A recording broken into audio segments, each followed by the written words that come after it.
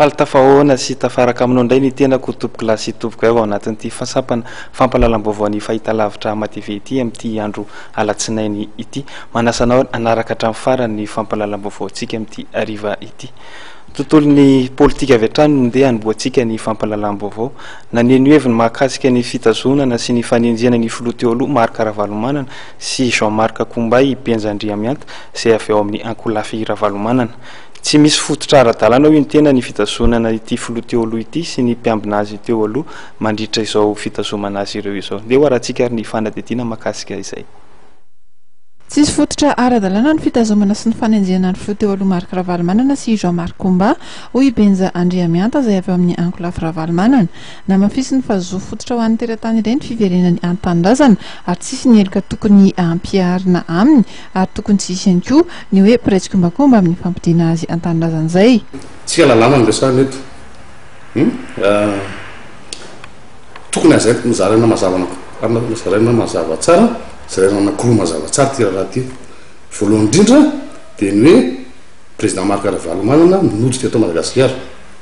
Zay aloha zany ny aspect voalohany. Dia ny aspect faharoa hoe inona sy ahoana fomba nodiny teto. Zay namana d'accord tsika amin'izay. Ka zao izy raha ny momba ny hoe fodin'ny filoha Marc Ravalomanana teto Madagasikara na ny déclaration universelle des droits de l'homme na ny constitution tsika zay napiditra an'io ary omroniny zay mbola misy ny pacte international sur les droits civils et politiques dia olo zany any lalàna tamin'ny tondrozotra izy zay lasa lalàna tsisy zany fototra ara-dalàna anenjehana ny fodin'ny Marc Ravalomanana eto toerana mody izy zoana zany zo fototra ary zo arovan'ireo lalàna rehetra zao noho zany rehefa tsy misy heloka fodin'ny Marc Ravalomanana eto dia tsy tokony misy koa zany hoe piraitsy-kombakombako ny mpanao heloka raha tsy misy satria ny heloka mihitsy tsy misy noho zany tsisy koa piraitsy-kombakomba mariako tsara fa ny code de l'aviation civile ny ACM misy tena mpikajy an'io ary izy ny tena natao tanteraka an'io fa mazava ny anatin'ny code de l'aviation civile raha misy avion anankiray mandeha amin'ny toerana anankiray avion privé zany fa tsy an'le olona mpandeha dia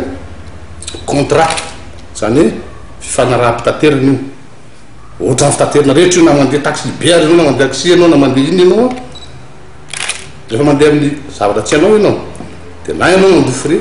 na ianao manofo ny amdidin'ny mpandeha zany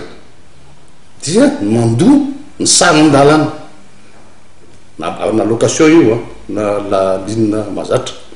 ny adidin'ny mpitatitra dia mandeha amin'ny point A maka amin'ny point B manatanteraka an'izay fifanarahana zay